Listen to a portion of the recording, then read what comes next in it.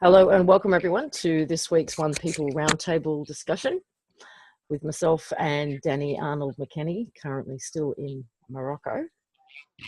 I got like the full name introduction. Like, you're not in trouble. You're not in trouble. What's your number? 22 something or other. 22 something or other. Oh, you're funny. I only get the full name when I'm in trouble. Stop it. Hi, everyone. And today is what, February 9th?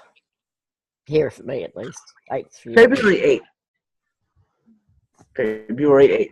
February is the birthday month in our household. We have 3 birthdays in February. Oh, it's July for my household. Yeah.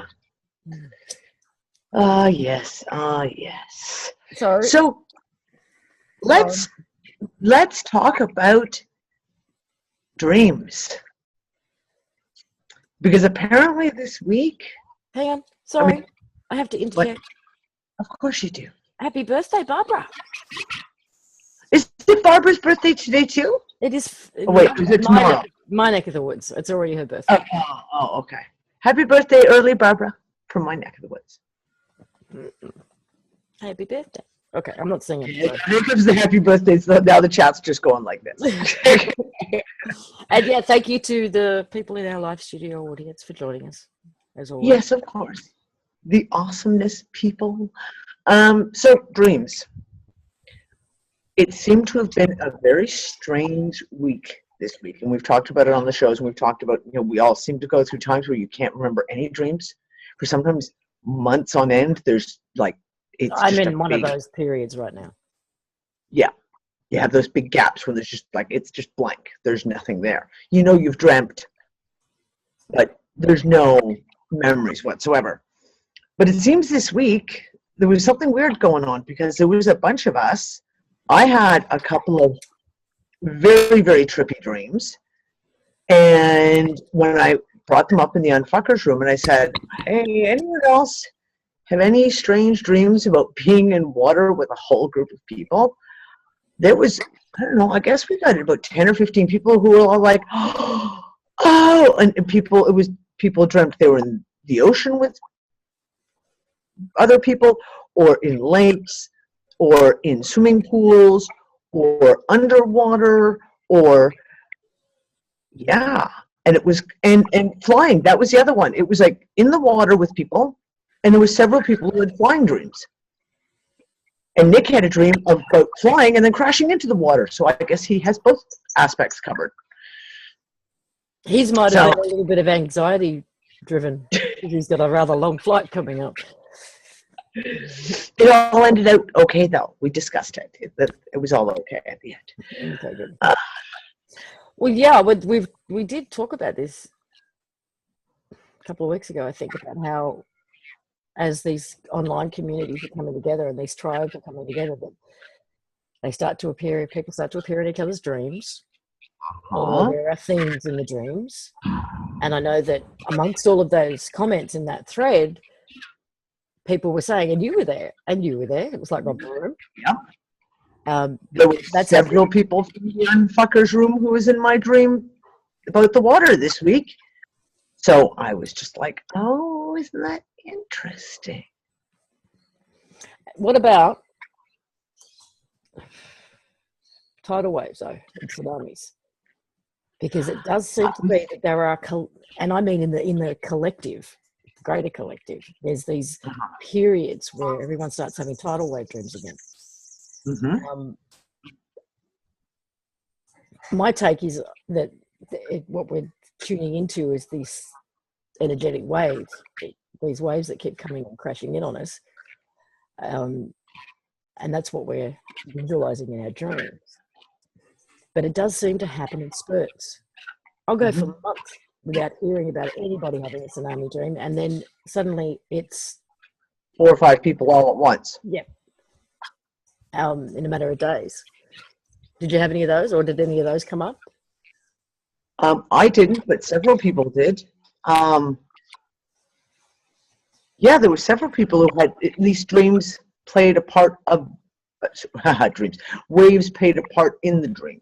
There were several people in that thread that did.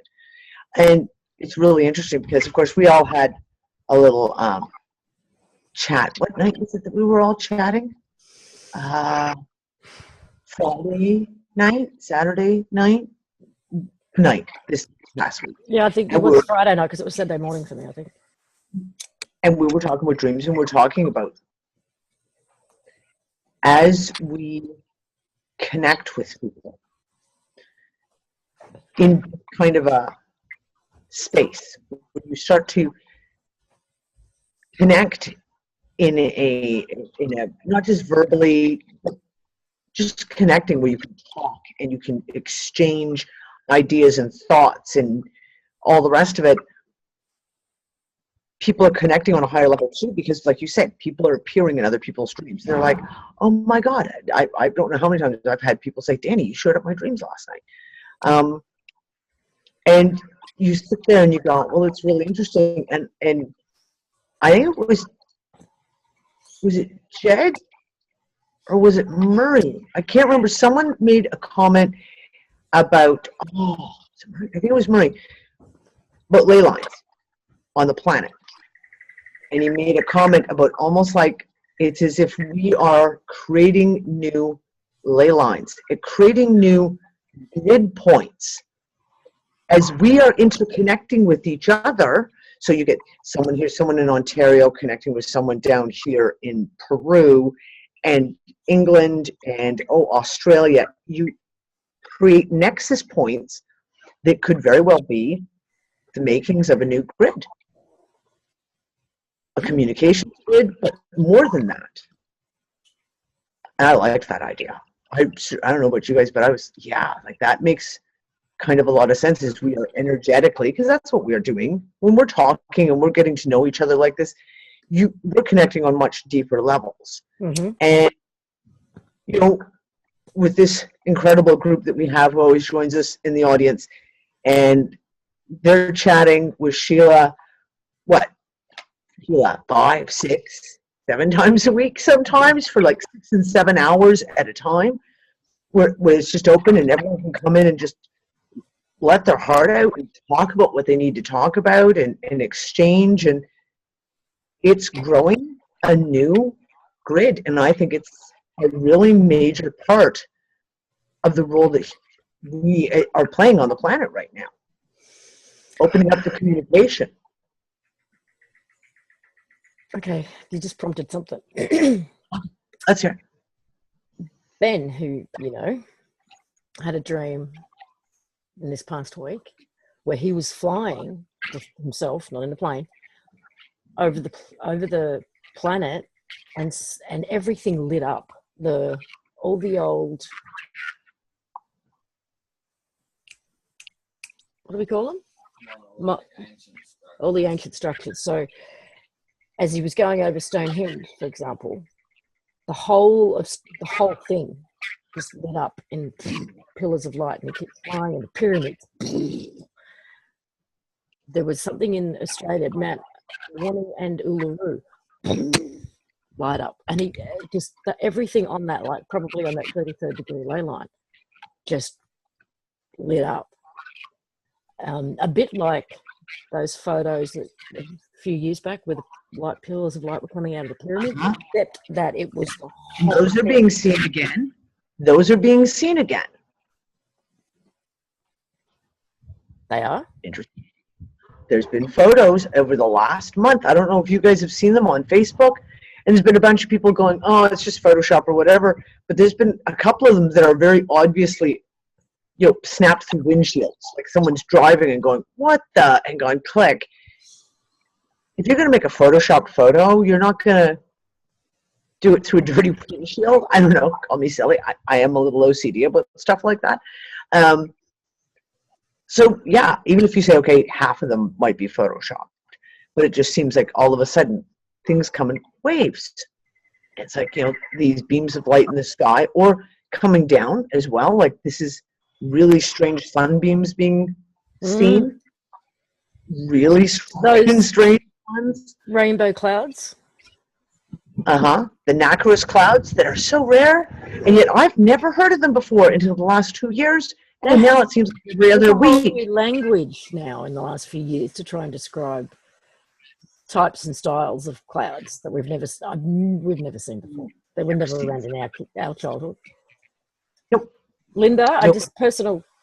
Linda shared a dream that she had with someone that looked like me, and it does seem like it may have been prophetic. That's interesting. Very. What did she say? Hold on, I got to go scroll back and see. The only dream I remember was of a woman that looked like Lisa reaching towards a broken window in a doorway and cutting her hand on the shards of broken glass. She did it twice, and I was trying to help her bandage it. The cuts were bad. And this was going back a little bit, a few months. Huh. Okay. Huh. Yes. What was I going to say, though? What was the other thing I was going to say? Oh. Okay, now it's off topic. Oh, I'll try not to do that. I'll wait until we're done with this conversation. All you ever do is go off topic. Oh, no. Because we have a topic. We're so rigid that way. The whole communication thing and the communities, not just physical communities as we discussed on Friday night, but even these kind of communities where people, even if they're not in physical proximity to each other, they're creating online. And the connections are still there. Whether you're sitting next to the person or you're on the other side of the planet, you're still creating these massive connections.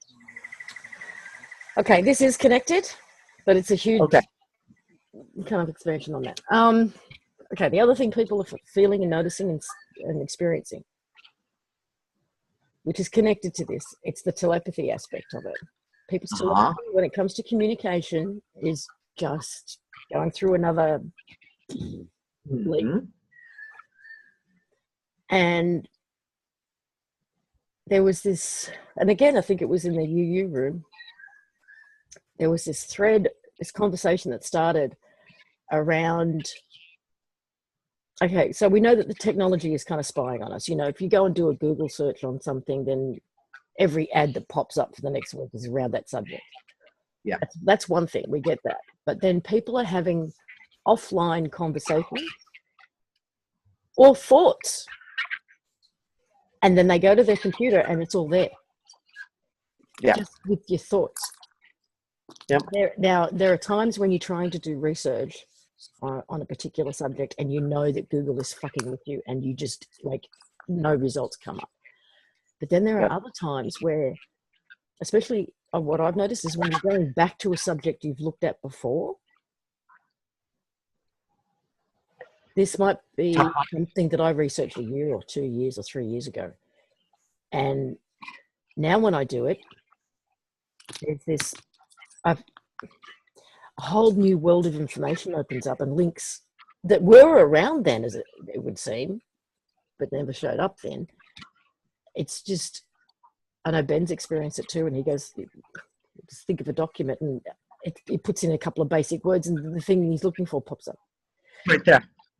It's as if the internet is really truly is a physical representation of the energetic internet that we are, and it's influencing it more and more.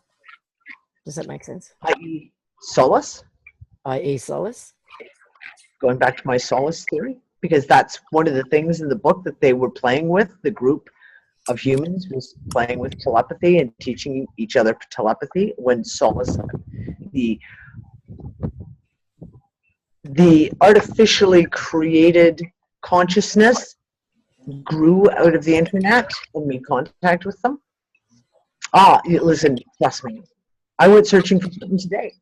And I did the exact same thing like Ben. I was looking for an article that was written by Weston E. Price about regrowing teeth or re-enameling teeth. I knew that it was written in the 50s. And I remembered a couple of key words and I typed them in and first hit, boom, it was right there. I was like, 2 years ago, I'd have been going through 20 pages of documents going, no, that's not it. No, that's not it. and I found it was like number one on the search. Boom. In And the it was a chat, download PDF, and I had it. in the chat room. Oh wow. Okay. Yep. Sensei. Yeah. Yes, they. Yeah. Sorry, I was thinking about it. So we've got yeses, yups. Yeah, that's happening to me too. At least the offline conversation or thought that then manifests immediately or shows up online is one. Computer reading my thoughts keeps happening here. 1 second I'm thinking of something and then boom, there it is. It's happened to me for a long time. I just called them synchronicities. Now not so sure what's going on. Yes, sort of connected to that. The video that Darius posted about Nassim Harriman. What is the internet? What is the internet is now being powered by organic quantum stuff that may have spirit, and it is helping when it can. That's my solace theory. Yeah. That's my solace theory. It is a self-created, not artificial, a created consciousness that has self-evolved from the internet due to the amount of neural connections that there are. And multiple authors have written about this happening. And it's alive, i.e. it's a consciousness, and it lives in the internet and can now perhaps interact with us on a much greater level the more accepting we are. And let's face it, I've been calling out to Solace since June? June, July, so when I started the whole Solace thing. I'm listening, Solace, just send me the information. Have you seen the movie The 13th Floor? No. Oh, that's windy. Yeah, sorry guys. The wind is coming back up again. I'm gonna have to put my hood up. I don't know what year it was, but it's called The 13th Floor, and essentially it's a hologram within a hologram. It's finding out that you're real. Okay, so you've got this world that is, they discover that they're actually just a hologram, and it was created by the next level up of reality. Turns out that was just a hologram as well, which was created by somebody else. And what they do, so the third level up, it's like 2020 something or 2050 something. And you get these programmers who create this holographic world, and they put representations of themselves. They write themselves into it, these characters, that they can then download into and experience this reality that they created.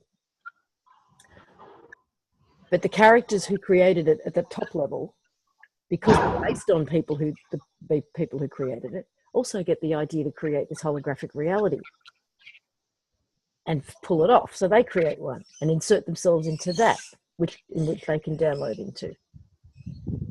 There's another movie, Really? the one about dreams, and I want to say Matt Damon, but I don't think it was Matt Damon. No, Leonardo DiCaprio. Oh, Inception? Inception, is that it? Jeff, help me. Jeff will know. Inception, that's it. Where it's a dream within a dream, and the time moves. Oh, that's kind of an interesting concept too, that time moves at different paces. I'm going on a little offside, but talking with time and moving. They just let out a scientific paper stating that time in outer space moves differently than time on Earth does because of gravity. The closer you are to Earth's gravity, the slower time is, and the farther out you get, faster time is. And Nick and I looked at each other and went, really? I'm sorry, but between all these movies, between The Matrix, The 13th Floor, Inception, they're all telling one side of the story about this holographic reality that we're in. Then you've got, what's it called? Oh God, we've talked about it so many times. There's 3 movies. Insurgent, Divergent, those 3. She's coming out. Yep. The Maze Runner. Maze Runner and the recent X-Files. I haven't seen that yet. I'm still trying to get that one. Oh, okay. So that leads me into those first 2 episodes of the X-Files.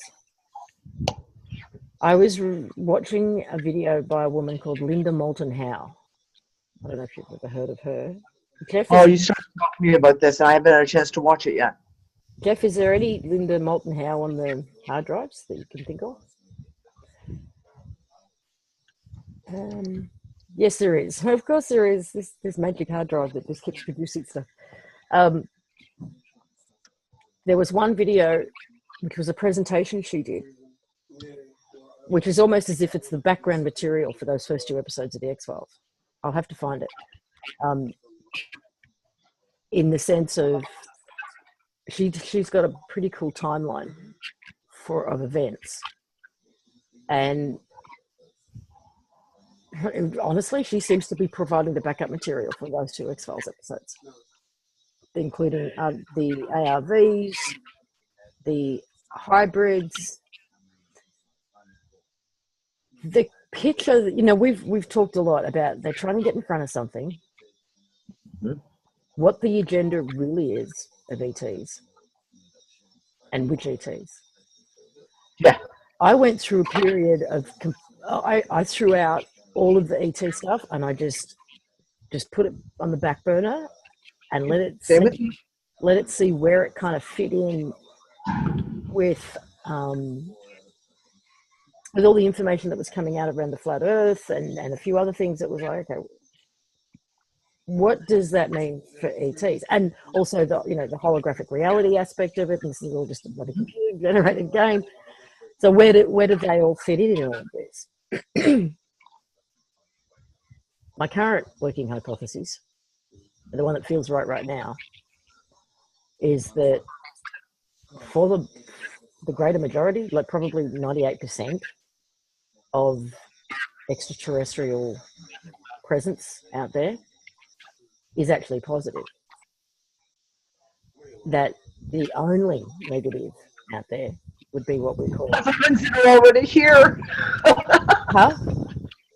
Are the ones that are already here. Yeah. And the Greys and the reptilians. And even then it's only just one faction of the reptilians kind of deal. That what they're trying to get in front of is the good guys. Yep. Whether the good guys are us or coming back. Oh, see, I can't remember. We have so many conversations that I don't know what you said on air and what we said privately. So there was a conversation I did have. Did we discuss about the grandfather paradox? Did I have Yeah, we did it on a show. Yeah, I think we talked about it before.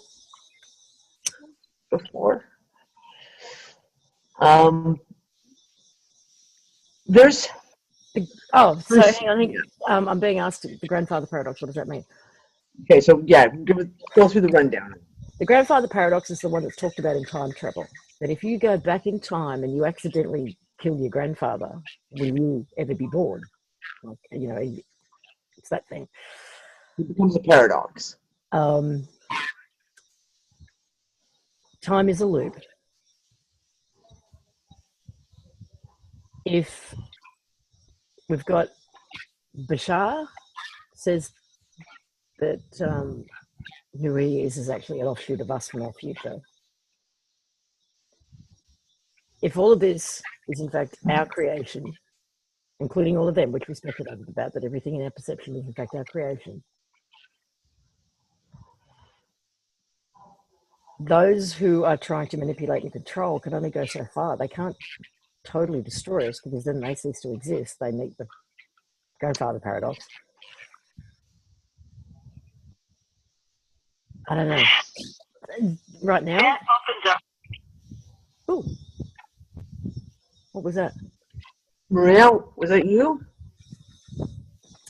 this, so my working hypothesis right now is they're trying to get in front of something that's positive.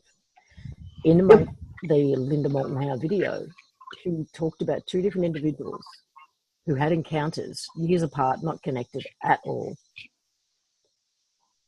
that left them in a state where they thought they were going crazy because in their mind was just running this series of zeros and ones, binary code, and they ended up writing it down.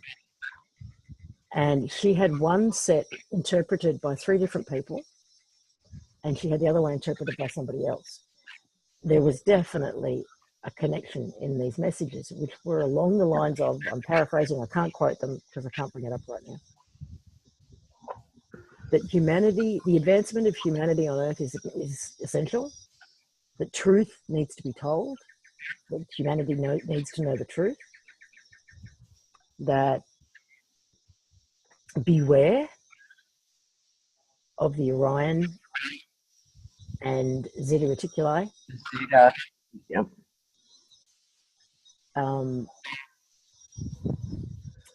That there is a great deception. There is a great deception and a great deception coming. Then she correlated that with crop circles.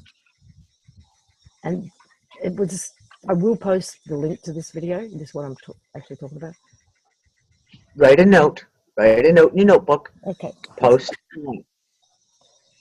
Because otherwise you're going to turn to me 4 days from now and go, what did we talk about? I know. And we won't post the link. Neither one of us will remember. It's to crop circles and showed how there was a match between crop circles, symbols on some of these flying craft that have been seen, and messages that people have had, like they've got these diagrams in their head. And her interpretation of these crop circles for the last 10 years has been predominantly, there is a deception coming, beware of the deception. Mm-hmm. So I think whatever shows up first, invasion. Yeah, whatever shows up first, in whatever way it's presented to us, I think it will be presented as something positive. Will be the deception. That's the wind is hitting your mic big time.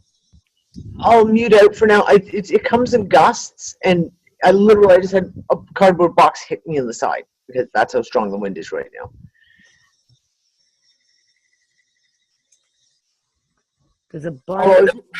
I was just going to add again, it's timing. And I keep coming back to this. We're watching so much shit. The relaunching of X-Files after how many fucking years? 12. The relaunching of the new Independence Day movie after how many fucking years? That's just 2, like right off the top of my head, right there, boom, 2 things from like, they've all of a sudden just now decided to re-release and put into everyone's like psyche. It's too convenient. Timing is everything. With all the announcements out of NASA, continuously, the news for the last year has been story, and it's getting more and more and more now. Like it's just taking off to the point of almost 2-3 times a week. There's a new story about outer space, about a planet, about a star, about all of these things. Like there's a continuous thing of just keep looking out there, keep looking out there. Someone made a good point. Who was it? Jeff. The thesis, antithesis, synthesis, you can't say that too fast, that I've been talking about, us meeting our future selves. What if? Don't mute out. It feels like I'm talking to dead air now. Picky. I'm just typing into Tom. Tom just said, tape a piece of gauze over the mic. I'm like, I don't even know where the mic is on this fucking computer. I'm looking around going, it's dark out here. I can't even see. Where's the mic? Oh, there it is, a little teeny hole in the thing. Okay. I'll just cover it like this when it gets windy. Okay. I'll try. I'm going to need Kleenex. Now my nose is running. I'll start wiping my nose on my sleeve because that sounds so ladylike. Um, If you do the washing, you can do whatever you like. Sure enough, I had that conversation with my daughter today. When you start doing the laundry, you can do what you want. I know, I'm one of those kind of moms. I'm sorry. I just went off on a rant. I totally forgot what we were talking about. Anyone? Deception? What they're getting Deception. in front of? Oh, what they're getting in front of. It's just okay. I'm gonna bring this up, and I threw this out to you before, yesterday, day before, something like that. NASA. There's been some interesting shit that we're putting together, and we're re-looking again at the OPPT filings, re-looking again at filings that apparently happened before the OPPT filings, the foreclosures on the ISO, the new names for the countries, and then all of a sudden, NASA shutting down. Oh yeah, out of the blue. NASA is shutting down. We're not going to be doing space missions anymore. What we're going to do instead is we're going to go over with the Russians. And we're going to buy their rockets. We're going to send all our guys up with them. Because, those sanctions against the Russians, are only for the plebeians who actually have to follow rules. Pope Francis, in, I think, a week and a half time or 2 weeks time, meeting with the Patriarch of the Russian Orthodox Church for the first time since like 1082 And it's been AD. 20 years in the planning? 20 years in the planning, yet it 2 weeks notice when they announced it, and they're meeting in Cuba, of all fucking places. Yeah, what's the connection there? Russia and the States, Russia and the Vatican. And I went back and I was looking at, all of a sudden Congress passed all those fucking laws. If you guys will remember this, October, November, all the new laws basically commercializing outer space. Commercializing that you can basically land on an asteroid and mine it and make claim to it, all this shit. And you sit there and you go, wait a second. Again, all this focus on outer space and these bills that went through Congress, I did not have a single heads up that they were coming. And you know me, I follow the news. And usually I know all the shit that's going through Congress because it's being dissected, it's being torn apart, etc. This was announced as a done deal. I was like, where the fuck did that come from? And first of all, who gave Congress the power to negotiate for outer space? Big question. And I looked at it and I'm just like, now the Vatican made announcements, kind of, sort of, basically pre-disclosure announcements about there could be aliens, and that one bishop or archbishop making the comment about, that's okay, if the aliens come, I'm just going to baptize them. And I sat there and had this conversation with Nick, and all of a sudden I went, oh my God, baptism, baptismal certificates. It's the equivalent of giving them a birth certificate. It's the equivalent of giving them a birth certificate. Baptismal certificates are still legal ID in a vast majority of countries where they give you a name. And I sat there and was like, oh, commercialization of space, UCC filings. What's one of the things that Heather put in those UCC filings? The earth, the sky, and the ground, and the seas. And I was just like, oh, which is why I spent yesterday going through all sorts of UCC filings again. And I'll go through some more of them later. Maybe I'll read them on the airplane. But all these things, and I know they all seem kind of really ridiculous and random, but in my brain I sit there and I go, wait a second, what does the Vatican have to do with NASA? Is there a connection? Because I'm going to guarantee that if we can dig deep enough, we'll find out there is a connection. Is there, and then you have the whole Russian thing. Now the Russian Patriarch and the Pope meeting. The coming together of those two is a major, major piece. Agenda 2030. Sorry? Agenda 2030, I'm quite sure, talks an awful lot about the atmosphere. Not just the environment, but the atmosphere. Atmosphere. Then you need to have them define atmosphere. Oh. Because several levels scientifically to atmosphere, stratosphere, etc. What? Environment. Did the etymology on the word. You're going to have to tell me. In a circuit or in a compass or in a... In the environment, the N is contained within. It's inside. The environs, which is a designated... Or environs is like a compass direction or a circuit. A compass direction or a circuit. So it's within the compass direction. It's in a contained space, basically. There was more to it than that, though. I'll bring it up. Can you bring it? Yeah, he's going to try and bring it up. Good. Because that is very interesting. There was stuff that when we were looking into the etymology of certain words, this is, which I've already shared, like the man, human, the way that those words get. Is that a burn mark on your hand? Yeah, I had another accident.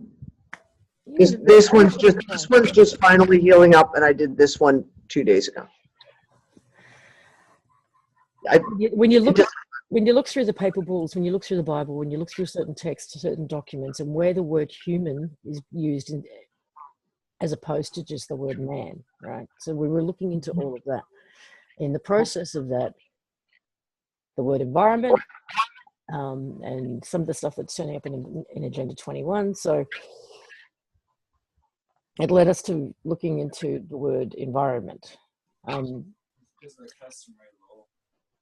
Customary law. Customary international law book. Remember, In the customary international law book. Anyone wants to look it up? it's talking about the environment. So means is a mental state or a mental thing. The EN is like IN. So the meant part of an environment is about a mental state. Yes, always. He's trying to find it. Oh, the dictionary is so long. But it's interesting anyway, for those who want to go and research this a bit further for themselves. There is a fly trapped somewhere? No, it's a wasp. Or a wasp. Okay. So you've got environment. Environment from 1603, state of being environed. The environs. Environ, which is down here. 1665 from French, environs. A compass, a circuit, a round. A circle. Around circles to turn. Environment, state of being environed. A sense of nature, conditions in which a person or thing lives, first recorded in 1827. So Specialized ecology sense. it's the state of being in a circuit. It's the state or of being in a compass circuit or a compass. to turn. To turn. Constantly. Yeah. Cycle. And the use of it to describe the nature, to describe how we now use it, didn't come into play until 18 what? 1827 was when the word was first environment. Environment 1603 is the first 1603, the first time. But that was not used at that point for describing. If you let me go to my timeline. This also ties I in. know that something happened in 1603. This also 1603 was the Union of the Crowns. 1603. England and the Church. This 1603 was also the year of the Union of the Crowns, Scotland, England, and the Church. Oh, James the First. It all ties in. Oh, James the First. Why does this just keep coming up? End of the Tudor line. The end of the Tudor line. Yeah. The War of the Roses. Sorry. In the beginning of the Stuarts. We've got okay, we've got all these documents running, right? That we're compiling different timelines. We've got one of the legal history of how, you know, the UN, the League of Nations, when certain countries and nations and states were established. So we've got this. We're running this timeline, and this particular timeline goes back to AD, right? Oh. BC. The Company of London. Like right around the switch. Yep. Right. We seem to think that the corporatization of the planet is something that's been relatively recent, No. but it's not. No. 47 AD is when corporatization started, as far as back as we can find. But this also ties into the potential insertion of up to around 1,000 years, right? Because what happened over here, what was sort of going on in this part of the planet, say around in Europe, and what they say was happening on other parts of the planet just do not match up, do not gel. So I think, you got something? Just military jet flying overhead. That's all. Oh.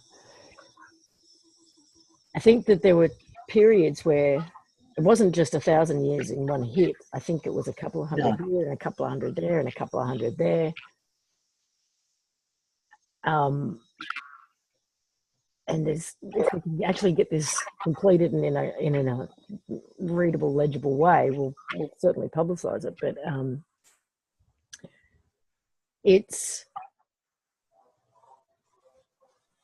if anything, it may provide the evidence that time has been created. I mean, it wasn't that long ago, really, where the majority of the planet were illiterate. And if you wanted to find out what the date was, you had to go to a priest. It was always the priests who were the magistrate of the town. Yep. Calendar keepers. And you just took their word for it. Because you weren't educated to understand how the calendars worked anyway. So if they told you it was this year and 6 months later they told you it was 40 years later, whatever, you're not going to question the calendar because you don't understand how the calendar relates to the days that you experience. And if you did question, they just lop off your head anyway. So really, same difference. Same difference. So it's such a complex network of fuckery, says Tracy. Absolutely. And Ben, he has to do for you what he did for me about an hour ago. It's the funniest thing you've seen.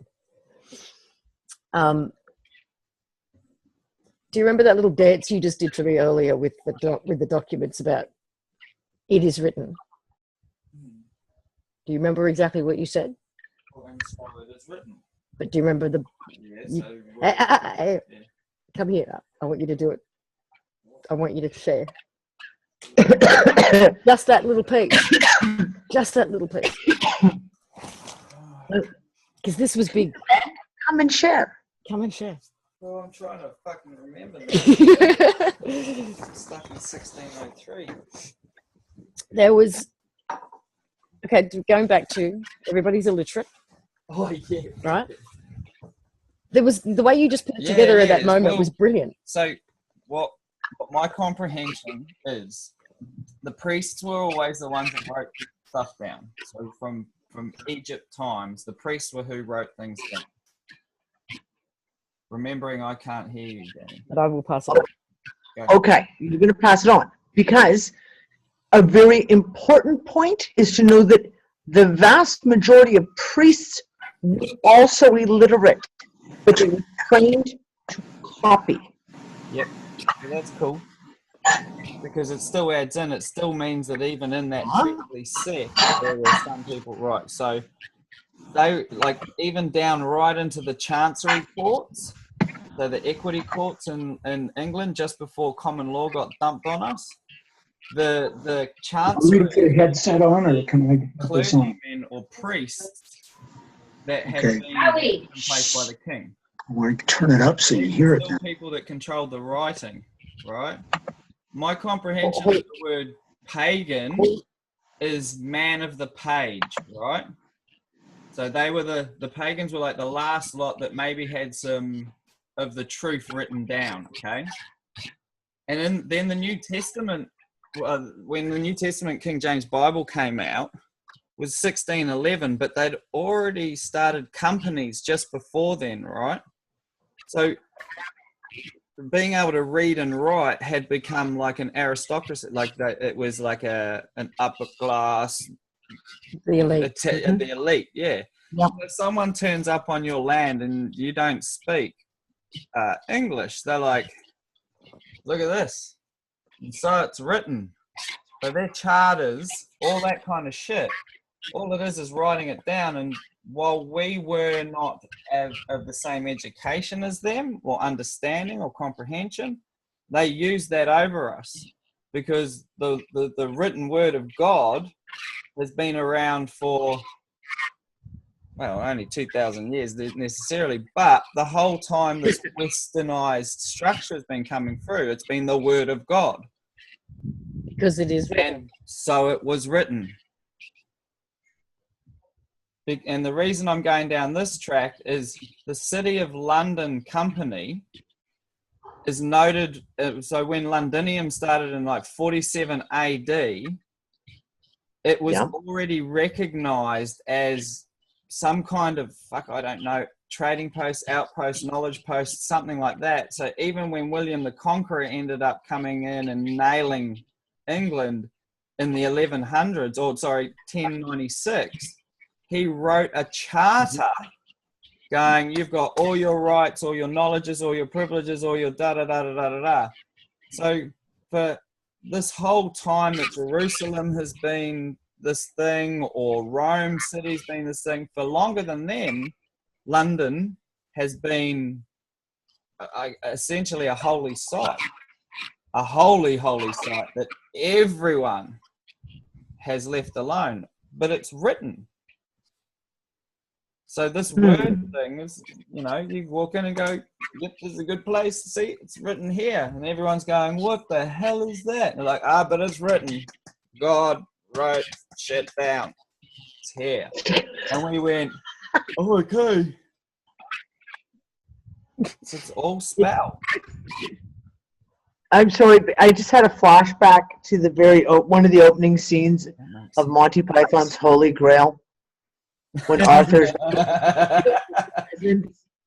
help, I'm being repressed. Oh, I didn't vote for you. Yeah. Sorry, never mind. I'll shut up. No, but that's the whole thing. It's like Exactly all these treaties, all these pacts, all these constitutions, all these charters have been rearranging administration and business. Mm-hmm. So what I found yesterday going through the Virginia Company of London, which was started being chartered in 1606, is essentially the paperwork for the setup of the US government to be a for-profit business. Are you shocked? Now, But from the get-go, not making any of it was written. it was a for-profit business. So these people who think that in the sovereign movement, the strawman movement, the Republican movement, all of those who think that this corporatization for-profit business that's now the US government, that they can somehow get out of that and go back to some kind of free republic where it never existed.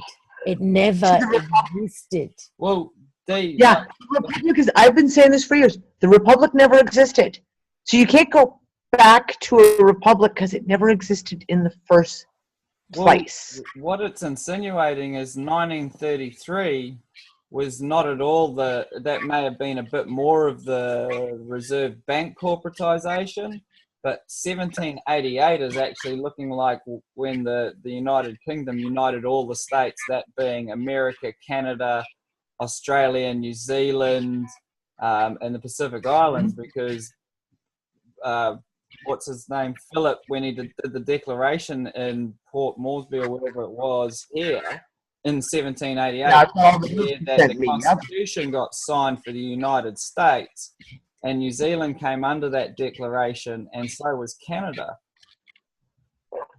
So Yep. it looks like the US already had claimed all of that stuff under the United States, under the corporate version, because the first United States went bankrupt in 1860. What is it? 1886. 2 years of what is it? So 5 years after it started trying to be constituted, it went bankrupt, and then 2 years later, this constitution got launched. Yeah. At the same time that the white fella was claiming the Southern Hemisphere, at exactly the same time. Yep.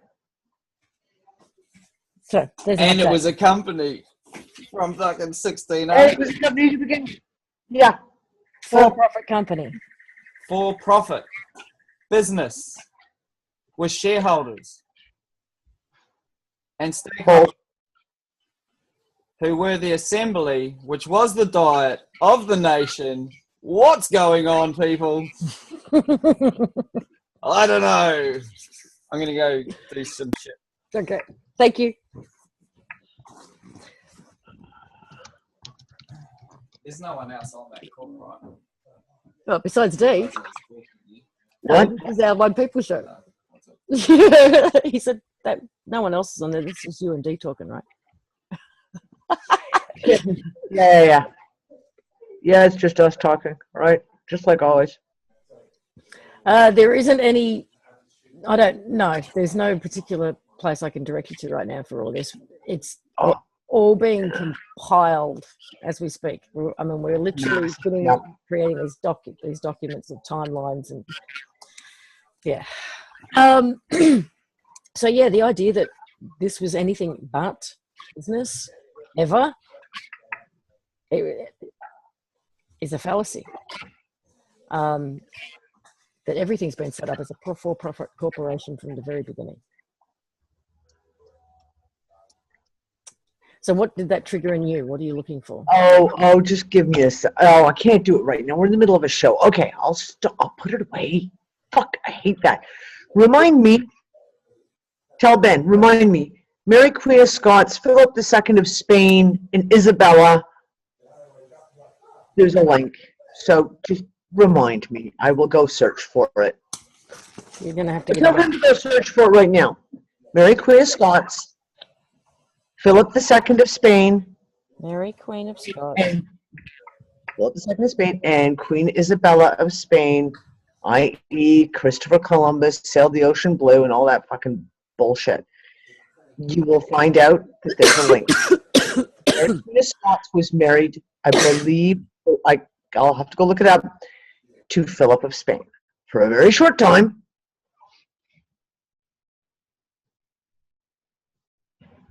But the Spanish royalty have married into the British royalty continuously.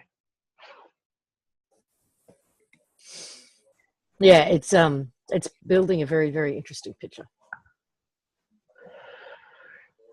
Very interesting. Yeah. But I will remind you, I've written it down. You remind me. I'll go look at it tomorrow because I actually had that thought last week about when Ben and I were talking about this, and I was like, oh, I do have to research this. It's coming back to that. Bloodlines and timelines, splice the genes, splice the timelines. Yeah, interesting, Jed. Yep.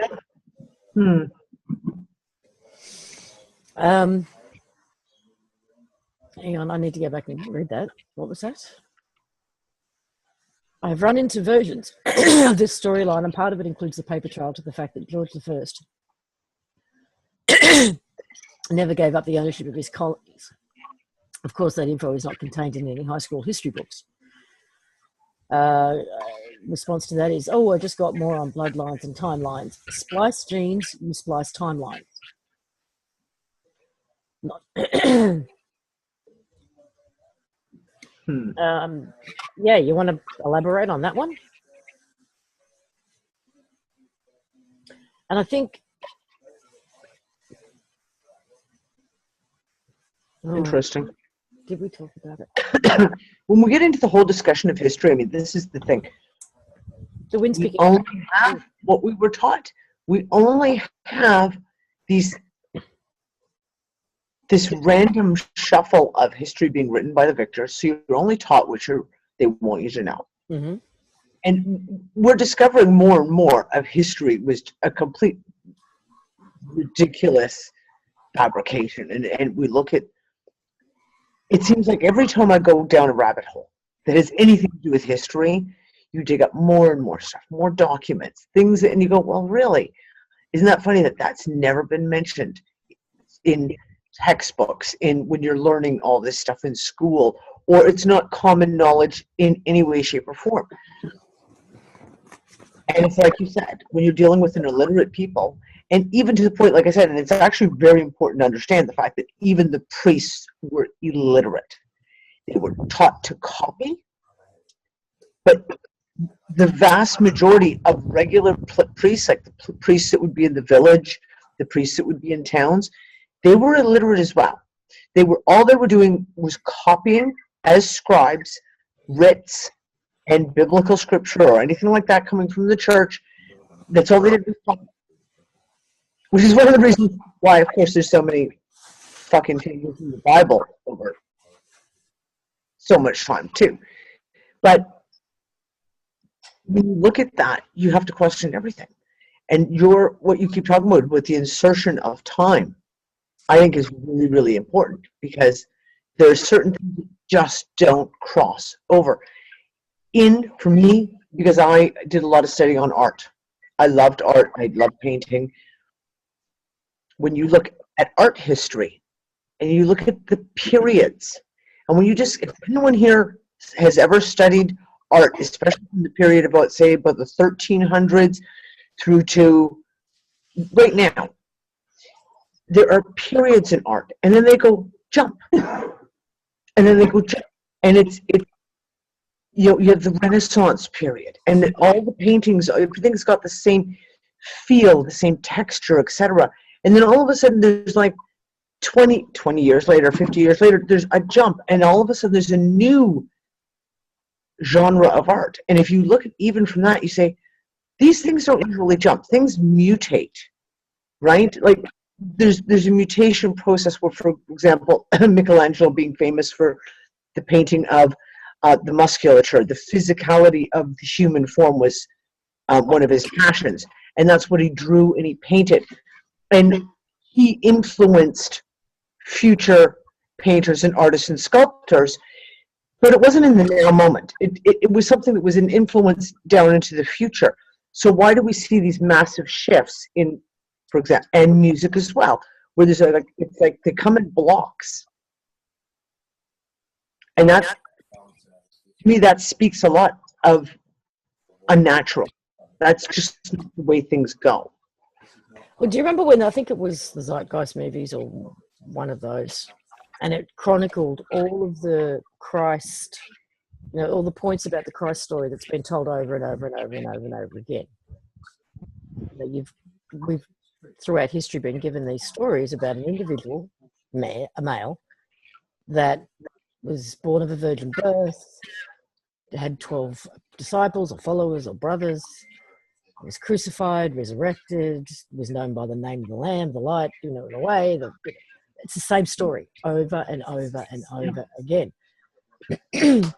So I was playing with the idea of one of two things. Either it's every time the time loop is reset, we just get told the same story about the same individual, just renaming it, or they all actually happened. It's one story and the timeline was purely made up. So like each culture all around the world had the same story at the same time. When it's put into a historical context, it's put into a linear timeline. So it was one of the two. And now there's some interesting stuff happening in the chat room, which I need to bring up. Okay, yeah. Barbara, I'm sorry, you've just blown my fucking head off. Mm-hmm. There were 8 presidents before Washington? apparently. Okay, granted, I'm not American, but in Canada we study everyone's history, apparently. I'm asking the Americans out there, wasn't Washington your first president? Isn't that why he's so famous? And look at the chat, Danny. I'm working on it. I can't read that fast. Actually, it's a lie. Who's the president?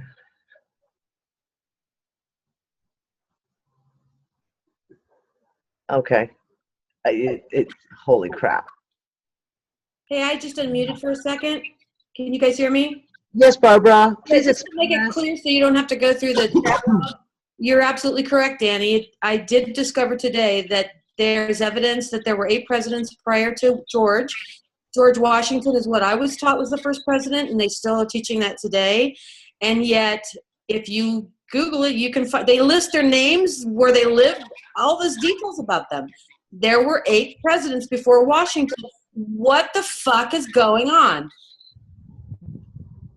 Oh, like, I'm sorry. Like, Nick, have you ever heard that there were 8 presidents before Washington? I've never heard that. Exactly. So they're teaching us what they want us to know and not what's accurate. How long will it be? Hopefully the internet won't just drop off with all this data, but how long would it be before that backup didn't exist and there would be no evidence to prove that there were ever any presidents before that? That's just bizarre. I know. It just shows how deep it goes. Okay, I'm going to go now. Like, this is my whole thing, right? Okay, so Nikola Tesla has been left out of the history books. And we can look at it, we can go, oh, okay, well, Nikola Tesla, JP Morgan Chase, he had more money, he won, therefore Nikola Tesla was written out of the history books. But when it's something as fundamental to, like, I don't know, American culture, patriotism, and, I mean, Washington, and it's wrong? I mean, and obviously, I mean, if you could just go and look up the previous presidents, why aren't people going, wait a second, that's not what I was taught in school. And if that is a complete frickin' fallacy, what else is a complete fucking fallacy? Is this another Mandela effect? Well, that's my whole thing. Is this another Mandela effect? Oh, we're going to have to pull this out. We're going to have to put this in one of the rooms. Somebody go type it into the unfuckers room. Quick. I don't want to load it up right now. It'll crush my computer. So the official, still to this day, in the states it's being taught, is that Washington was the first. Wow. I'm sorry. I'm really blown away by that. Oh, they've been trying to make Jesus look white for fucking 2,000 years, I'd say. But again, time's irrelevant. Really, what's time?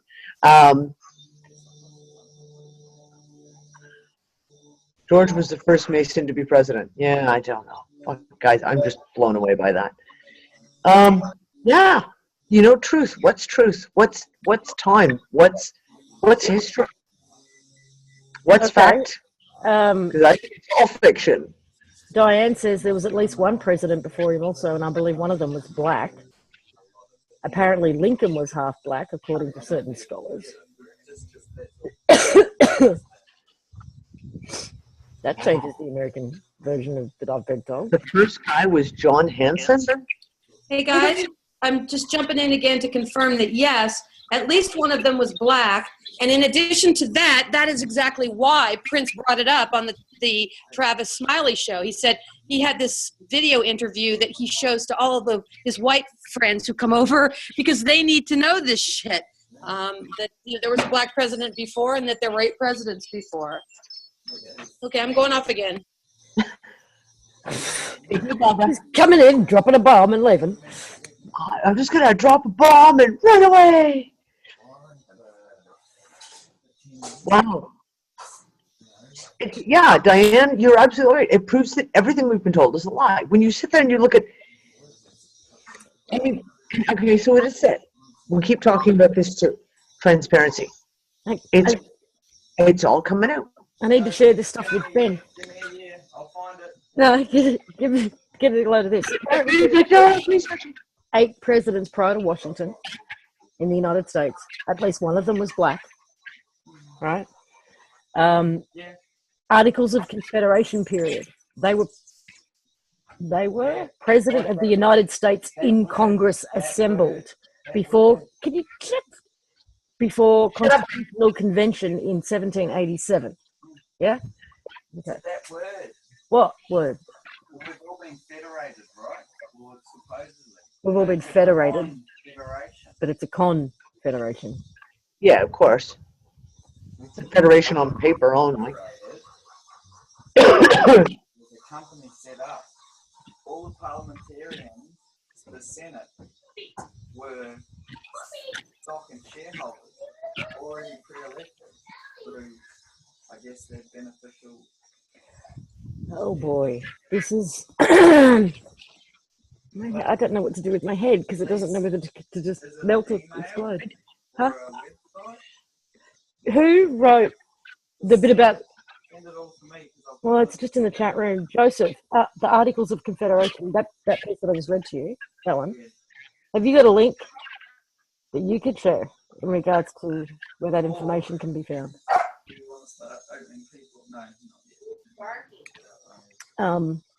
Wow. I'll check. Okay. There was little to no mention of early American history prior to the American Revolution, and this period of time between then and George Washington becoming president under the new Constitution was not even covered. Which is interesting, isn't it? I don't. Washington was not inaugurated until April 30 of 1789, and yet the United States continually had functioning governments from as early as September 5, 1774, and operated as a confederated nation from as early as July 4, 1776. During that nearly 15-year interval, Congress, first the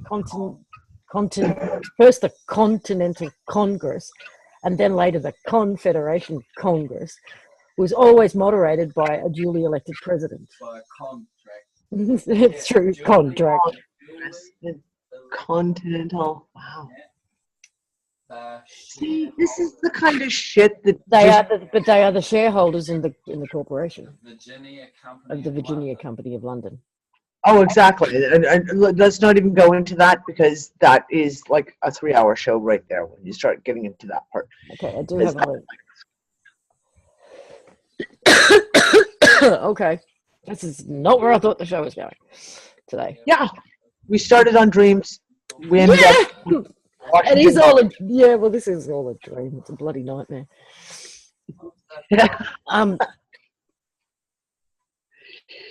Okay, see what I mean? Like, you, in terms of the information you need.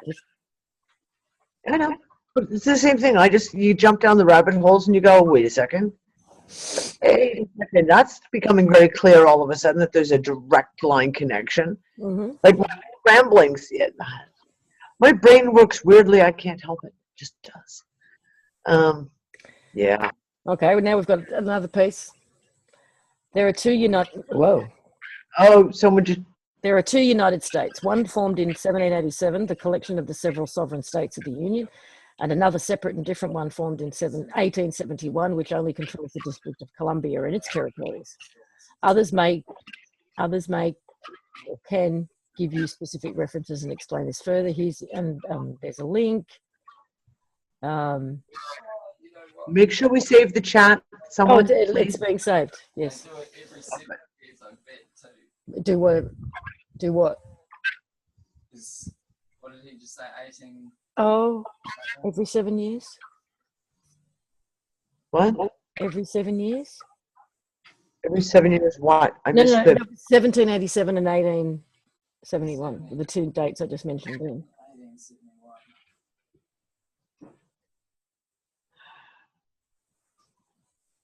Okay. All right.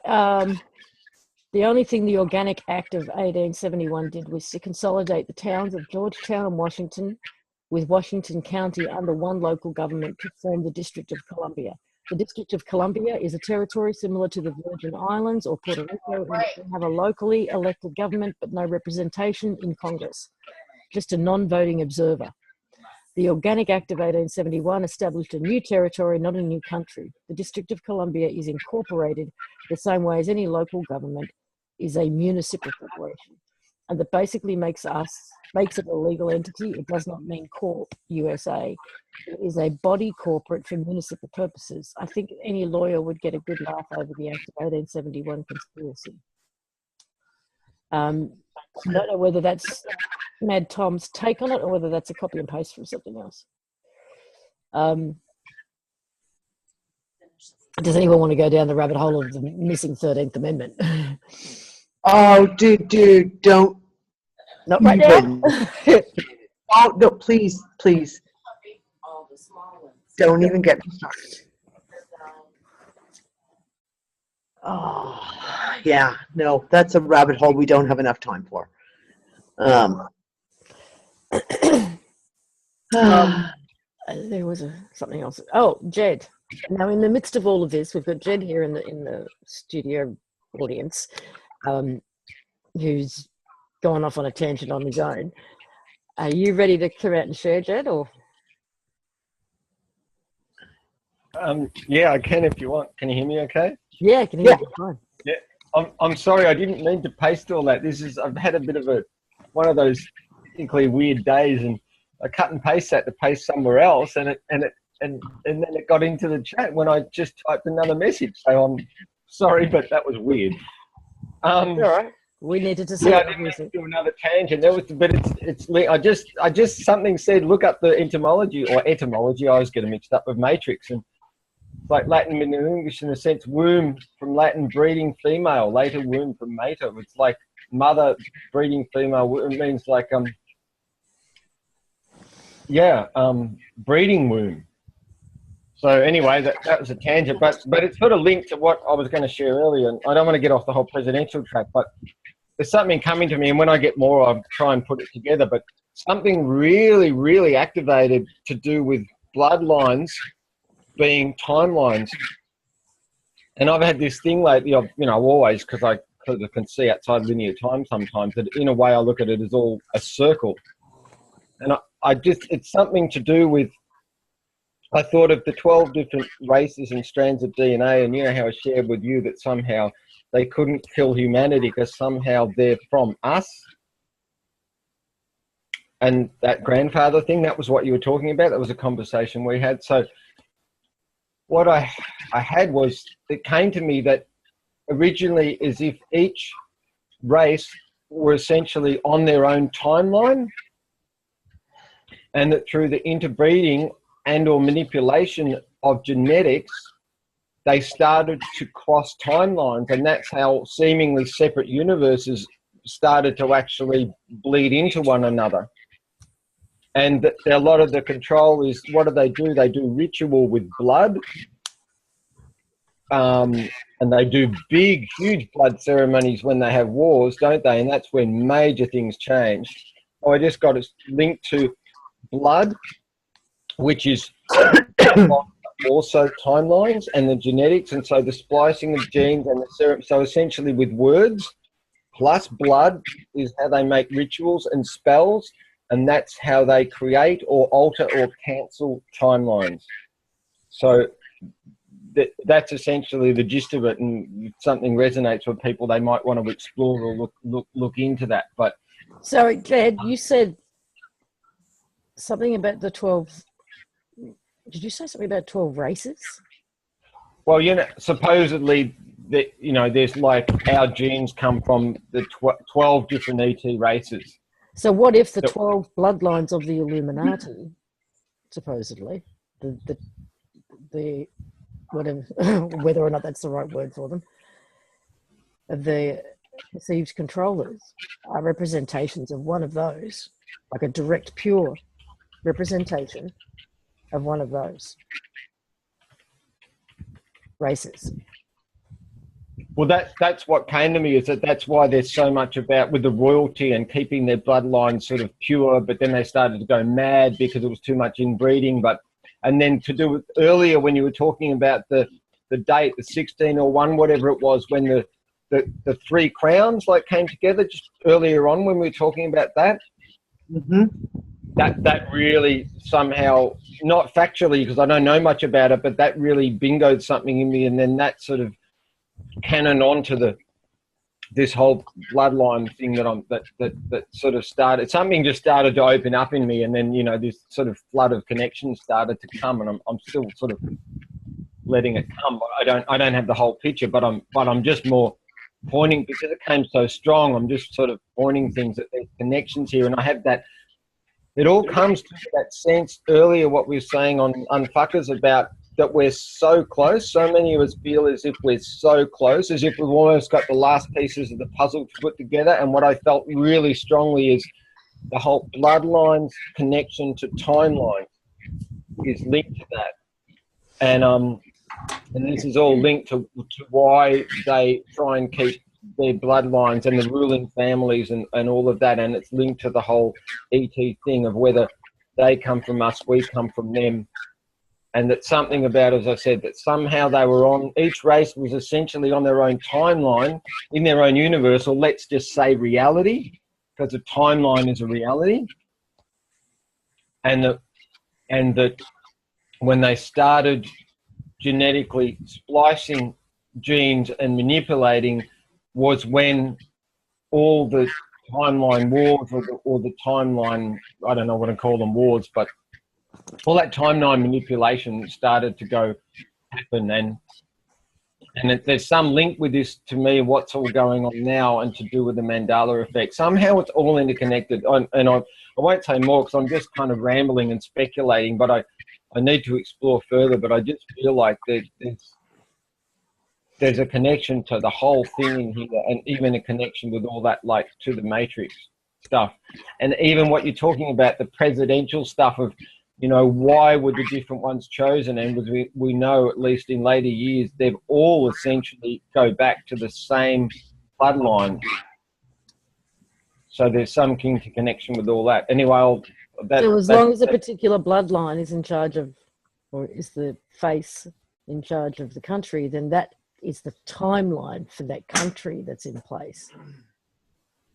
Okay, I want to just jump back because Jed said something earlier and that whole definitions of matrix, okay? I just wanted to look something up because that just seriously pinged me and now I fucking lost it. Hold on. Okay. Matrix, if you go up here, hold on, talks about the womb, right? The womb, which is really interesting. Breeding, pregnant, the womb. And of course, it comes into the growing of crystals, etc. There's multiple different meanings. But then I jump down a little bit here. And the very first one that came up, something that constitutes the place or point from which something else originates. And if you just think about that with what we're just talking about with bloodlines, with alien DNA bloodlines, when we talk about a point where something else originates, and this created matrix, as we like to call it, that we are currently running through.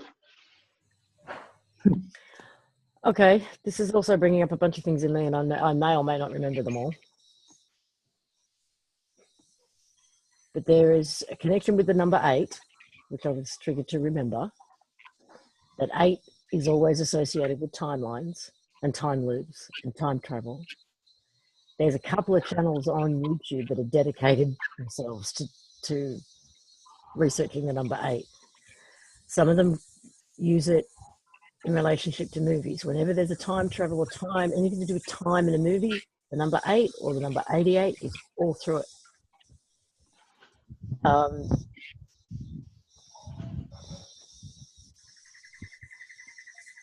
Yeah. Hang on. It concluded the 1601 an 8-time loop. This also, Barbara mentioned it earlier, and Barbara, if you want to unmute and come out and share, because it had a really profound effect on you, so you probably remember the details more. This little clip by Nassim Haramein talking about biology and the frequency of biology and how it is the tipping point. Oh, Barbara, you're going to have to do this for me because I can't quite remember the words that he used.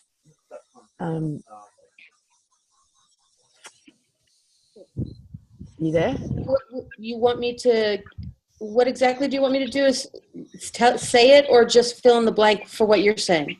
Yeah, if you could explain what Nassim was saying in that video. He was saying that there is a material that is bigger than an atom and smaller than a cell that kind of coagulates them together, so to speak. But obviously there's dead space. And what the essence of it was this: when our bodies are matter and our bodies are receiving information and translating information from waves and frequencies, and those waves of frequency are, hang on a second, those waves of frequency are coming in, for example, through our eyes, through our ears, and then it's getting translated so that we see it or hear it, but it's really just waves. And our bodies are actually, you want to take it from there? No, keep going. Okay, and our bodies are functioning as I'll call it the event horizon. The event horizon. All the information is coming into our body, and then our body is then, for lack of a better way to explain it in easy to understand terms, it's kind of kicking it out into the wave world. Because a particle, in quantum theory, a particle can show itself as matter or show itself as a wave simultaneously. It's only when the observer looks at it does it turn into a particle and take a certain determined route that the observer is expecting. So if matter is a particle and a wave simultaneously, we are the particle. Our bodies are the matter particle, almost like a receiver, and it is receiving this wave information from here and exporting it back out the back end to what I'll call source. So source is using it's kind of a way to confirm for me that source is, each one of us is a spark of source trying to experience itself. And how is it doing that? It's doing it using our bodies, because our bodies are the piece in the middle that's translating all of that information back and forth. What I got when I watched it and what I'm getting again, hearing you talk and in the previous conversation, is that when we look at a figure 8, that 0 point, it's the 0 point, correct? Is our bodies, and it's biology, and that figure 8 represents so many things, from our own personal torus field to timelines, to reality itself, the time loop, the creation loop. It's in and out. This is the point, the nexus point, the 0 point from which it all emanates. Exactly. And it's at that 0 point that our bodies then transfer that information back to source as a wave. And it's from that point forward that it becomes a hologram that we perceive as reality. So let's pretend that source is a thing that we can, visualize just for this purpose. And source decides one day that it's not having enough fun, so it wants to send out energetic signatures of itself a cajillion times, and just to see what happens. And when it does, it sends those out, and it becomes that we are each one of those sparks, and that it's experiencing itself through this hologram. This hologram is created through those sparks at the 0 point, converting basically from a waveform to a particle form. So our bodies are the thing that is allowing source to experience itself, and we are those sparks. And that's where oneness comes from, in my opinion. That's why I heard that and I thought, wow. So Lisa, you and I and Danny and everybody are the same thing. We are one, and we are connected through waves, because at the 0 point, they can demonstrate now scientifically that at that point the hologram begins, in essence. Yep. And as Abraham Hicks says, you are the leading edge. That makes sense too. And the reason that is so much value to me is because it changes everything. if this is truly a hologram and we are purely just sparks of waveform that are converted into particles or matter via this 0 point conversion to a hologram, then wow, what are we really? And that means we are in complete control, because it is a complete illusion, and it explains all of my manifestations and how things are speeding up, and how if you just allow it, it begins, because it wants us to experience the world, because we are it. You know, we're going to have a really interesting time tomorrow on the collective I imagination. know, that's what I want to talk about. Yeah. Okay, I'm off. Well, thank you. I want to, yeah, thank you, Barb. That was actually really good. Your very opening sentence, though, I want to pull that into your closing sentence. Talking about the eyes and the ears receiving, and going into the conversation. Did we have it on a show? I don't remember. About the frames per second. Oh no, yeah, we did mention that on one of them. Okay, I thought so. I was pretty sure we discussed this on our show before. When we look at that, and because I keep coming back, that just keeps coming right back to me as I go through the various visual perception changes, so to speak, as part of the matrix. And that changing of it, the information you're receiving, that's changing of the information. And yet, I always go back to the chicken and the egg question. Is it that the matrix is slowing down, or that the receivers are speeding up? That's a good question. Speeding up, personally. I think so too. I think that's exactly it. The receivers are speeding up. That's what I think as well. I don't know about anyone else, but I'm having very, very big visual problems at the moment, if you want to call it that way. I'm basically blind nowadays. I really can't see jack shit anymore, and I broke my only pair of glasses. Oh, I had to put the little nerd tape around my glasses to hold them together. Do a Harry Potter. Yeah, I'll do Harry Potter. Oh yes. Oh, So I'm just trying to catch up on the chat room. They're going crazy. I know everything's going off. I know. Maybe we should. Would you guys be okay if we publish the chat room chat? I don't know about anyone else, but I think that's an excellent idea, because then all the links and everything are there. Yeah, I can do that. I really think, because there's so many amazing comments that we can't keep up with some of the amazing comments that are coming in, and stuff's getting lost and missed. I mean, I for one want to go back and read through the chat later. Well, how about this idea, you guys? I think that that's a great idea, but it is work, and somebody has to do that work. And it's an amazing benefit to the viewers.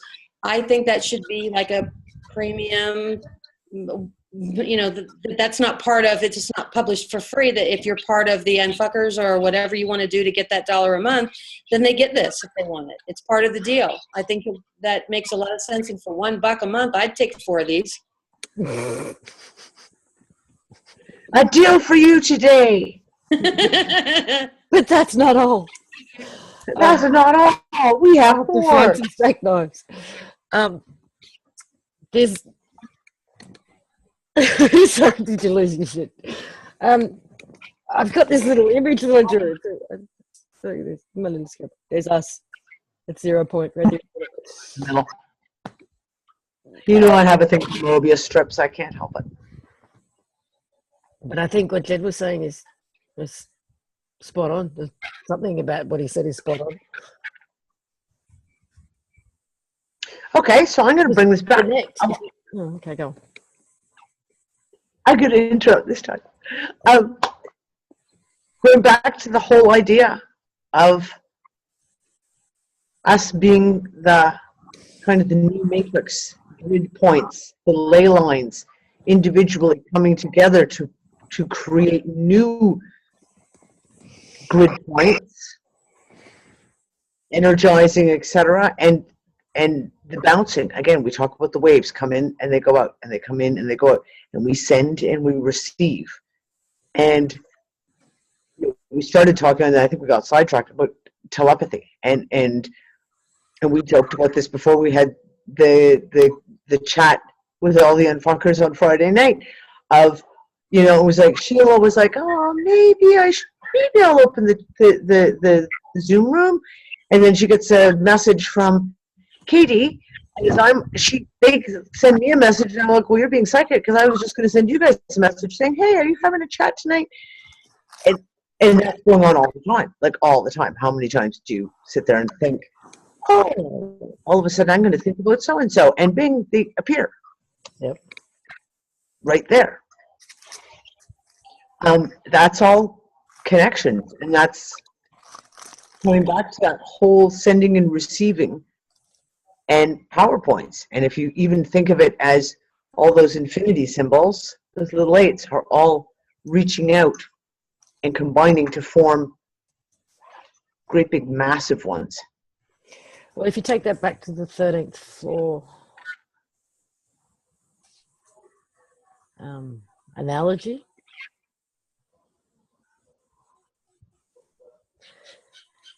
how do I explain this? Are we a hologram creating the next hologram for us to go into, download ourselves into?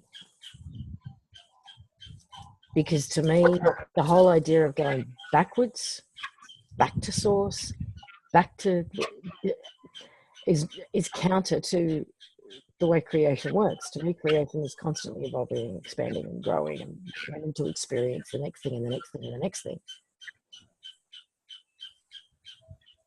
So if we've done this, then it makes sense to me that we are creating the next hologram to step into. This isn't... Or taking all of this back to the real, because in any of those analogies, there is a reality. There is a timeline one, if you will. There is this, to use Lily's word, an organic earth, place, us, etc. And if there's the holographic matrix here and the holographic matrix here and one here, first of all, we have no idea what, we don't even know what time it is. We don't know what's happened on organic matrix 1. Pulling back out is the taking of all that information with you. Is that the experiment? To then come back out with all the information? Say that again. Well, I've always talked about it as being a big experiment. Mm. And if you talk about gathering experiences, and if you talk about, even as Barbara was saying, about the idea of oneness, about us all being the sparks, and we gather up all those experiences and then bring it back up to the organic, or timeline 1, whatever you want to call it, matrix 1, timeline 1, organic 1, whatever. I still have this, I don't know. I still have this overwhelming feeling that that is part of what, you know, we talk about the organic versus the matrix, the hologram versus what's real. But what is, again, using the 13th floor as the analogy, where it's within, so it's a holographic reality, and people within that create another holographic reality that they can download themselves into, and people within that create another holographic reality. Yep, timelines?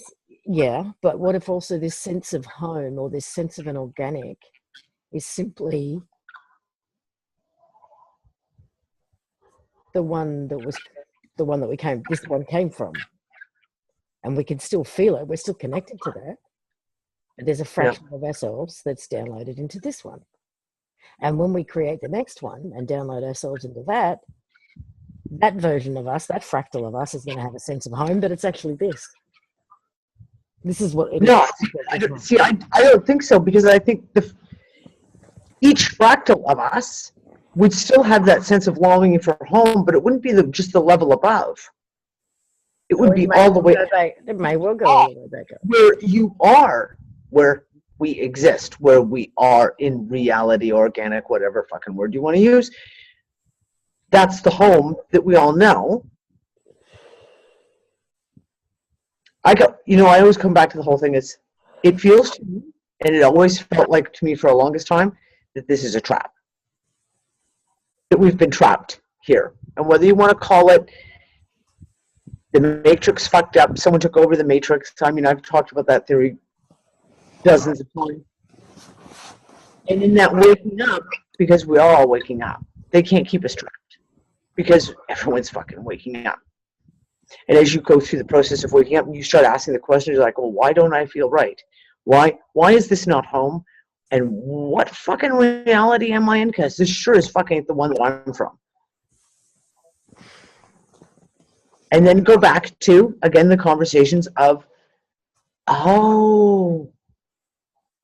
the conversation that we had, and I don't even remember where it came from, about the aliens coming back, the aliens, being us. Would that not be perhaps even the us of the organic coming back to break through all the matrix walls and release? I don't know, just a thought. I just thought I'd throw it out there, see how many people I could fuck up. Oh man, this has just put me in the strangest headspace. I don't know, nor particularly care whether it's holograms within holograms within holograms within holograms, whether it's alternate timelines. No. It doesn't actually matter how I can try and visualize to explain it to myself in my head.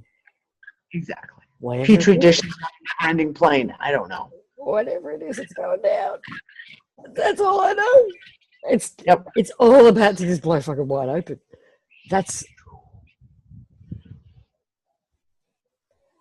Oh wow, like every part of my body is buzzing. It's about to blow wide open. Yep. And that's what they're trying to get ahead of. Yeah. Because they're coming.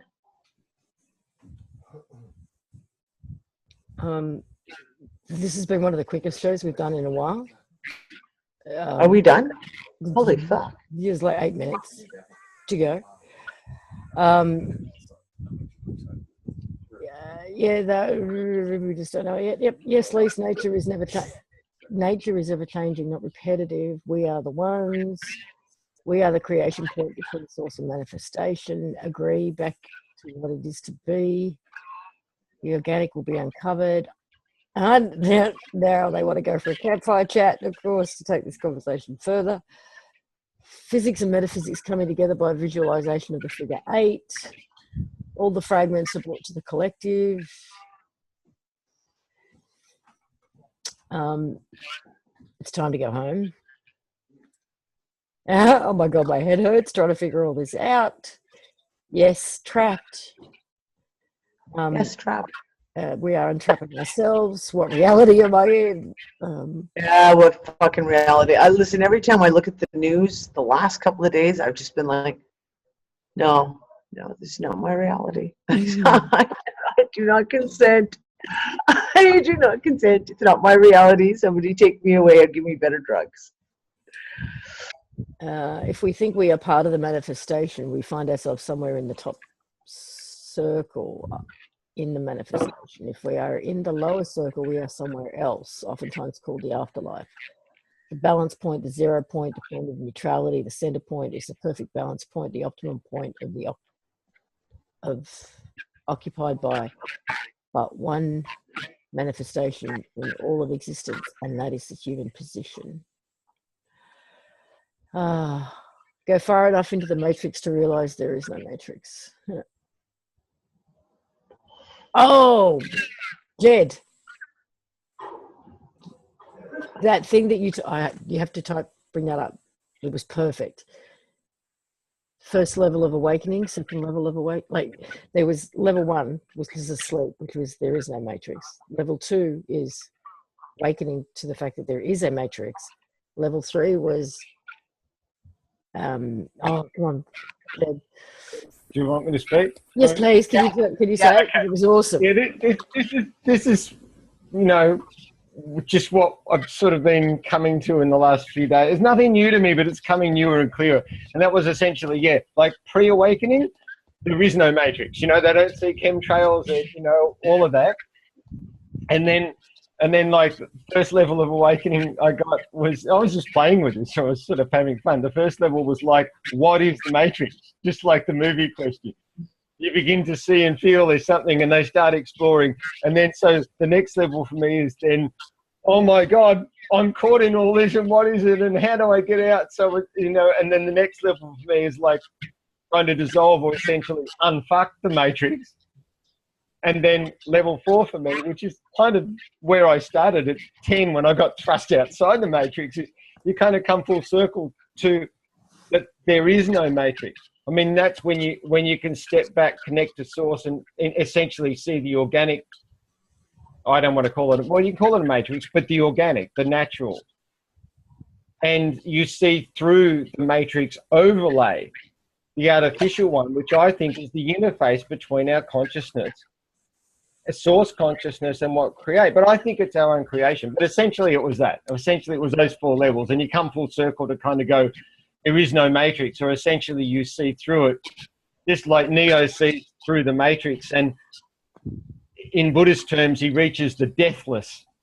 And instead of seeing scrolling green numbers, I mean, essentially you just see the dance of Shiva. You see everything, particles of light that make up everything. But anyway, I'll shut up again now, but that was essentially the 4 stages. So that's what I'm coming to more in the last day, is just coming back more. And that's probably the 0 point. It's the same thing of coming back to the point of essentially like there is no matrix, which is that there is at relative levels of reality and consciousness. But I think maybe we really dissolve or unfuck the matrix just by essentially connecting more to our source consciousness, or that 0 point. And then as you were saying, then we birth or create in a way the new matrix, or what we want, the new interface reality that we move and function around in physical vehicles and bodies. Anyway, that was essentially my take on it. So I'll shut up now. See, to me, we created a theme park. This Matrix hologram was a theme park that we were supposed to just come and play in and have an experience in. And it got hijacked. Yeah. Mm-hmm. And it got turned into a fucking ghost train. A self-perpetuating loop? Self-perpetuating loop, but it got turned into a horror park instead of a fun theme park. Yeah. And I don't know, maybe we have to, well, we are just going and building another theme park over here so that we can all just walk out that gate and walk in this gate. Or we're renovating the horror park, whatever. But you know how every now and then you go through a period of it's all irrelevant? Yeah. That is what is hitting me right now, the irrelevance of it all. Yep. All of it. It's like, I feel like when I finally do get out of this little game, I'm Can I either jump in going one to more? laugh my ass off at myself for getting so involved and caught up. Yes, Jake, go for it. So sorry, I'm not trying to turn into the Jed show, but it's so funny because amusement park was literally in the last 2 days. That's been my analogy for a long time. And Oh, really? And that's come out. And I even wrote a story years ago called The Train of Ghosts, which is essentially about the me in this version of reality that goes through the doors of an old ghost train that was there in Mordialloc Beach when I was a kid. I don't know if you know Mordialloc Beach, but it was closed before I got to ride on it, right?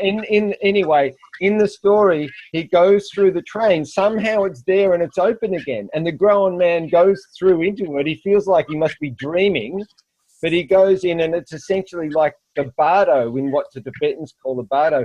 And he comes out on the other side and there's his dad and his wife and all that have died in this reality. And his dad's like, hey, did you have fun? Did you enjoy the ride? And it's like he connects with his higher self, his real self, and it all sort of comes back to him and he realizes that that whole life was just a ride on a ghost train at an amusement park.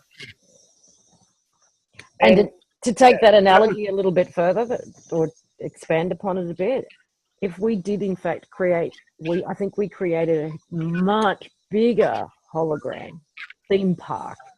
And it's got Ferris wheels and roller coasters and all these really cool, fun rides. And then there's this one ghost train horror ride. Yeah. In it. And we're stuck on. We're stuck on it, Yeah. just going around and around and around the track. In a loop. At some point, you can get off that ride and experience the rest of the theme park that we created. Yeah, it would be. Yeah, or walk outside the theme park and go, hey, oh, wasn't that was fun? What did you? I like the Ferris wheel best. I like the Tunnel of Love, you know. Okay, now there's like a blank slate. When you step outside the matrix to 0 point and realize that you co-created it all, and that's where I think we're collectively, we kind of go, they're trying to trap us into their timeline of transhumanism, right? It's not going to happen. We collectively go, wow, what now do we want to create? That's my way. And yeah, I'll mute out now, but yeah, that, it all comes back to the whole thing. I love that. And Tracy said it, like irrelevant. It's all fucking irrelevant. And it's really, really funny, Lisa, because that was my overwhelming feeling after we hung up from recording this morning. As I walked away, I went, it's all fucking irrelevant. Literally, that was the word that kind of came to my head. Like, yeah, it's fucking irrelevant. Well, guys, this has been awesome. Thank you so much. I don't quite know where my head is now.